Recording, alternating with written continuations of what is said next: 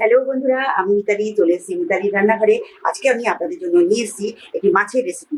সেটা হলো তেলাপিয়া মাছের রেসিপি। এই যে তেলাপিয়া মাছ, এই মাছের আজকে আমি বানাবো রেসিপি। হ্যাঁ, কি বানাবো বলুন তো? তেলাপিয়া মাছের রোস্ট। তাহলে চলুন আমার সঙ্গে দেখে নিন আর শিখে নিন আমি তেলাপিয়া মাছের রোস্টটা কিভাবে বানাচ্ছি। যে দেখুন বন্ধুরা, মাছগুলোকে আমি সুন্দর করে ধুয়ে বেছে এই যে একদম পরিষ্কার করে নিয়েছি।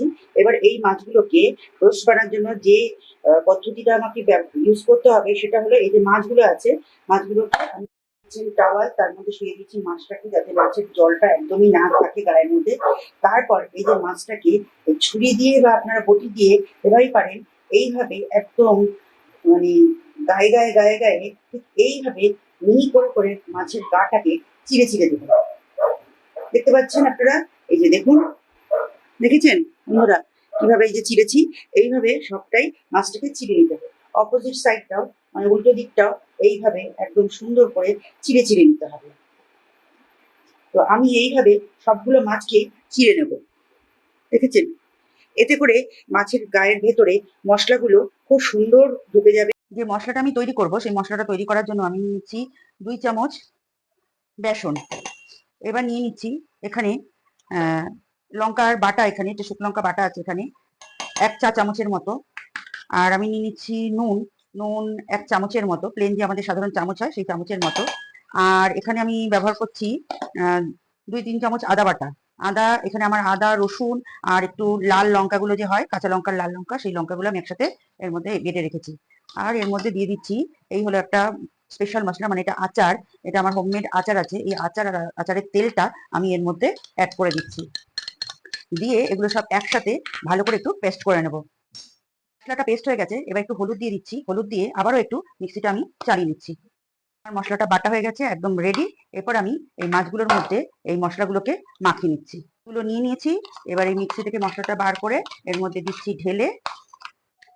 সমস্ত মশলাগুলো সুন্দর করে নিয়ে আমি এর মধ্যে ঢেলে দিচ্ছি। বন্ধুরা, না বললে বুঝতে পারবেন না, বা না করলে বুঝতে পারবেন না, যে সুন্দর একটা ফ্লেভার বেরোচ্ছে, সেই ফ্লেভার, সেই মাছগুলোকে সুন্দর করে এই যে মাখিয়ে একদম ভেতরে ভেতরে ভেতরে মশলাগুলোকে ঢুকিয়ে দেবো। ঢুকিয়ে সুন্দর করে ম্যারিনেট করে 2-3 ঘন্টা ফ্রিজেও রাখতে পারেন, নর্মালও রাখতে পারেন, যেহেতু ম্যারিনেট করা আছে কোনো সমস্যা নেই। এইভাবে 1 থেকে 2 ঘন্টা 3 ঘন্টা যা যতক্ষণ মনে হবে ততক্ষণ আপনারা এইভাবে মাছগুলোকে রেখে দিতে পারেন। কিন্তু মশলাগুলোকে এই যে যে ফাঁকা চেরা জায়গাগুলো আছে এগুলোর মধ্যে সুন্দর করে ঢুকিয়ে ঢুকিয়ে দিতে হবে। এগুলো আমার সুন্দর করে মাখিয়ে নিয়েছি। এরপর আমি এটাকে ঢাকা দিয়ে রেখে দেবো। ঘন্টাখানেক পরে এই মাছগুলোকে বের করে তারপরে অ্যালুমিনিয়াম ফয়েলগুলোকে ছোট ছোট টুকরো করে মাছগুলোকে সুন্দর করে এইভাবে র্যাপ করে নিতে হবে। তারপর একটি শুকনো তাওয়ার মধ্যে মাছগুলোকে ভাজতে হবে বা সেঁকতে হবে। সুন্দর করে এপিট ওপিট করে এগুলোকে সেঁকতে হবে। ভেতরে মাছটা যখন একটু ভাজা ভাজা হয়ে যাবে, একটু ঢাকা দিয়ে নিতে হবে, তাহলে মাছটা তাড়াতাড়ি সেদ্ধ হয়ে যাবে। মাছটা যখন ভাজা ভাজা হয়ে যাবে, একটা ফ্লেভার বেরোবে, তখনই এটা খাবার জন্য রেডি হয়ে যাবে। তাহলে বন্ধুরা, আমার এই রেসিপিটা কেমন লাগলো আমাকে অবশ্যই জানাবেন। আর যদি ভালো লাগে তাহলে ছোট করে একটা লাইক দিয়ে দেবেন, আর সকলের মধ্যে শেয়ার করে দেবেন। কমেন্ট করতে ভুলবেন না। আপনারা সবাই ভালো থাকবেন, সুস্থ থাকবেন, সাবধানে থাকবেন। পুরো ভিডিও ধৈর্য ধরে দেখার জন্য অসংখ্য ধন্যবাদ।